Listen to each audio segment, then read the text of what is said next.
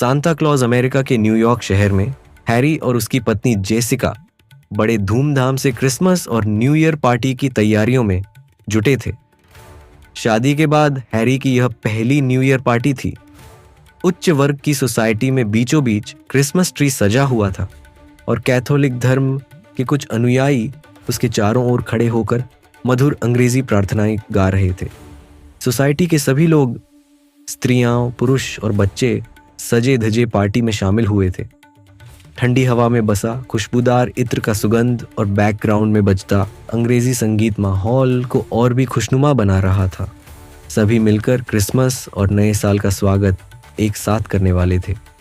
Harry और Jessica भी party में पहुंचे और सभी से घुल मिल गए। कोई अपने परिवार की बातें कर रहा था तो कोई व्यापारिक चर्चाओं में व्यस्त था। वहीं छोटे बच्चे बेसब्री से सांता क्लॉज का इंतजार कर रहे थे। आज उनका प्यारा सांता उन्हें तरह तरह के गिफ्ट देने वाला था। सोसाइटी में हर साल एक बुजुर्ग व्यक्ति सांता बनकर बच्चों को खुश करते थे। हैरी के लिए यह सब नया था।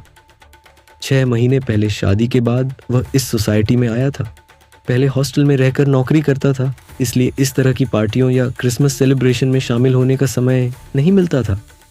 मध्य रात्रि होते होते लाल कपड़ों में, लंबे सफेद दाढ़ी मूंछों वाले, सिर पर लाल टोपी पहने और कंधे पर तोहफों से भरी झोली लेकर सांता क्लॉज का आगमन हुआ।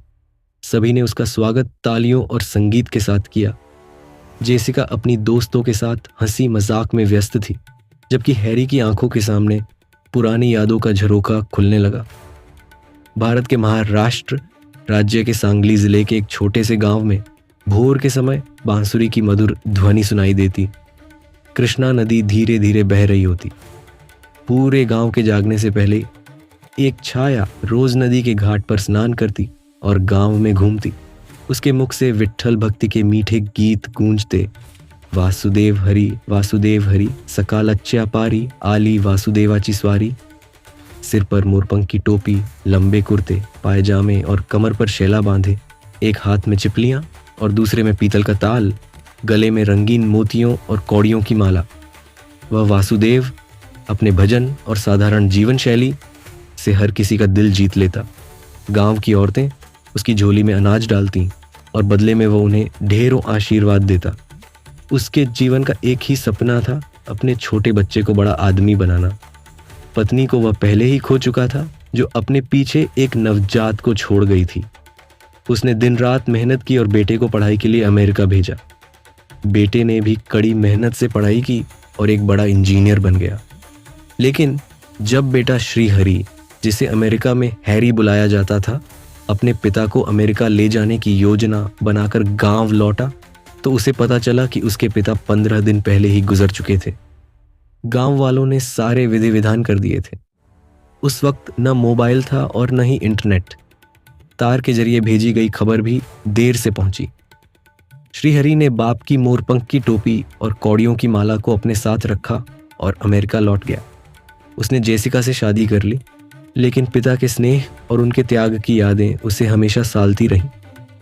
आज जब सांता क्लॉज बच्चों को गिफ्ट दे रहा था, तो हैरी की आंखों में अपने पिता की छवि घूमने लगी।